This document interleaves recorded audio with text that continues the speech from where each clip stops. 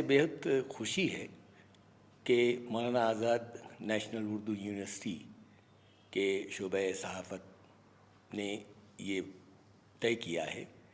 کہ 2022 میں اردو صحافت کے آغاز سے لے کر اب تک یعنی 200 سال کا جشن منایا جائے، اور اس میں یہ ہو سکتا ہے کہ جو مختلف ریسرچ اسکالرس ہیں اور بہت سارے ایکٹیو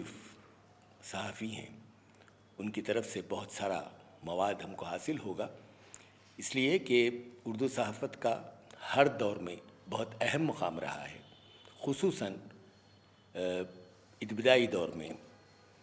وہ چاہے جہنما کا پیریڈ ہو یا اس کے بعد یہاں حیدرآباد میں صحیفہ کا ذکر ہو۔ جو اردو کا پہلا صحافی ہے وہ اس نے ایک اخبار شروع کیا تھا، اور وہی محمد باقر ہیں، مولوی محمد باقر، ان کو قتل کر دیا گیا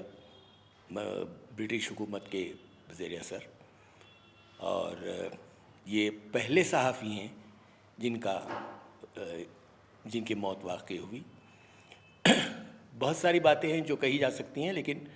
اردو صحافت کا میں ضرور کہوں گا کہ جنگ آزادی میں بھی بہت اہم رول رہا ہے، اور اس کے بعد بھی ترقی کے لیے اردو صحافت نے بہت کام کیا ہے۔ حیدرآباد میں ایک اخبار نکلا کرتا تھا صحیفہ، اور اس اخبار نے بھی ترقی کے لیے بہت سارے کام کیے۔ میں سمجھتا ہوں کہ یہ جو پروگرام طے کیا گیا ہے، جو تقریباً 8-9 مہینے تک چلتا رہے گا، وہ ایک کامیاب پروگرام ہوگا، اور لوگ اس سے مستفید ہوں گے، ان کو معلوم ہوگا کہ اردو صحافت کا کیا کیا رول ہے۔ آج کی اردو کا معیار کچھ الگ ہو گیا ہے، آج کا انداز کچھ مختلف ہے، لیکن جو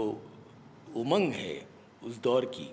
وہ امنگ آج بھی ہم کو محسوس ہوتی ہے۔ اردو صحافت نے بہت اہم کام کیے ہیں جن کا بہت تفصیلی جائزہ لینا ہوگا، اور وہ کام اس میں ہوگا۔ مجھے امید ہے کہ یہ پروگرام بہت کامیاب رہے گا، اور بہت ساری معلومات سارے طلباء کو، سارے اسکالرس کو، اور بہت سارے لوگ جو صحافت کے بارے میں نہیں جانتے وہ بہت کچھ جان پائیں گے۔ میں اپنی طرف سے اردو یونیورسٹی کو مبارکباد پیش کرتا ہوں کہ انہوں نے اس طرح کا پروگرام طے کیا ہے، اور میری یہ دعا ہے کہ یہ پروگرام کامیاب ہو۔